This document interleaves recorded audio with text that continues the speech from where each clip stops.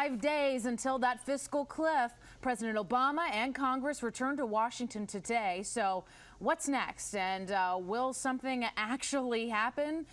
Do we have time for everything? Is an agreement even going to happen? Breanne Carter, you have answers from Capitol Hill? Well, certainly that's the question a lot of people are asking is, will a deal get done? Well, certainly time to get back to work. The break is over for lawmakers, but the question remains whether or not they will be able to avoid these tax hikes.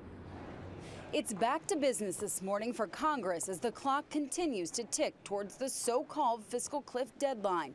If a deal isn't reached, everyone's taxes will go up in just a matter of days. There is absolutely no reason, none, not to protect these Americans from a tax hike. At the very least, let's agree right now on what we already agree on. Let's get that done. Overnight, President Barack Obama left his family trip in Hawaii to come back here to Washington, hoping to hammer out a deal with Republicans.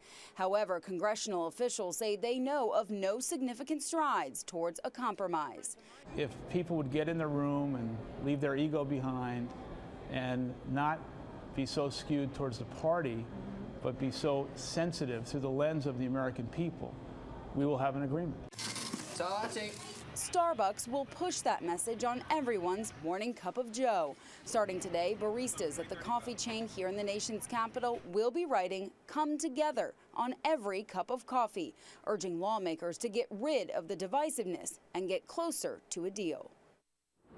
So certainly if you're heading to Starbucks today, check out your cup of joe. It's expected to be written right there where they normally write your name. Now, meanwhile, we understand that both the House and Senate expected to meet today. Many of the leaders, though, believe that this could come right down to the final hours of the year. Reporting live on Capitol Hill, Breanne Carter, ABC 7 News.